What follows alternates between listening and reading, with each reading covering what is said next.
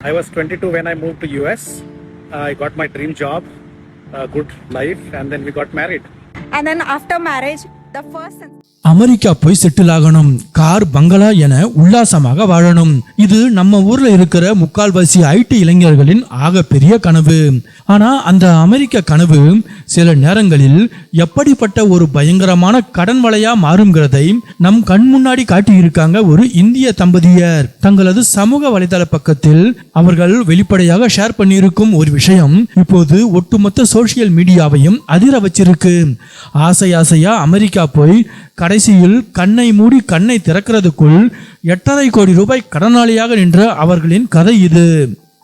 இந்த இந்திய தம்பதியினர் தங்களுக்கு 22 வயதாக இருந்தபோது பெரிய கனவுகளோடு அமெரிக்காவுக்கு குடிபெயர்ந்துள்ளனர்.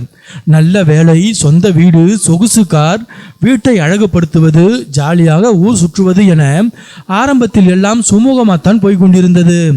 அவர்கள் வாங்கிய ஒவ்வொரு பொருளும் எடுத்த ஒவ்வொரு முடிவும் அந்த நேரத்தில் அவர்களுக்கு தப்பாகவே தெரியவில்லை.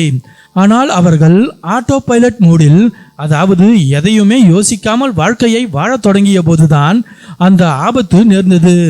ஒரு நாள் திடீரென தங்களது மொத்த கடனை கணக்கிட்டு பார்த்தபோது அவர்கள் அதிர்ச்சியில் உறைந்து போயினர். காரணம், அவர்களின் தலைக்கு மேல் $8,50,000, அதாவது இந்திய மதிப்பில் சுமார் 8.5 கோடி ரூபாய் கடன் மலை போல குவிந்து கிடந்தது. அவர்களின் முக்கிய கடன்களாக சொந்த வீடு வாங்கியதில் சுமார் 4 கோடி ரூபாய், முதலீட்டு சொத்து வாங்கியதில் சுமார் 2.7 கோடி ரூபாய், சமையல் அறையை புதுப்பித்து மாடனாக மாற்றியதில் சுமார் 1.5 கோடி ரூபாய், கிரெடிட் கார்டு கடன் ரூபாய் 30 லட்சம் என மலையளவு கடன் அவர்களை சூழ்ந்திருந்தது. நாங்கள் எப்போதுமே இவ்வளவு பெரிய தொகையை கடனாக வாங்க வேண்டும் என்று திட்டமிட்டு வாங்கவில்லை. வாழ்க்கை ஓட்டத்தில் ஒவ்வொரு மாதமும் கட்ட வேண்டிய இஎம்ஐ மற்றும் லோன்கள் கொஞ்சம் கொஞ்சமாக சேர்ந்து எங்களை இந்த நிலைமைக்கு கொண்டு வந்து நிறுத்திவிட்டது என்று அந்த கணவர் வீடியோவில் வேதனையுடன் தெரிவித்துள்ளார். தவறை உணர்ந்து விட்ட இந்த தம்பதியினர் அதோடு முடங்கி போய்விடவில்லை.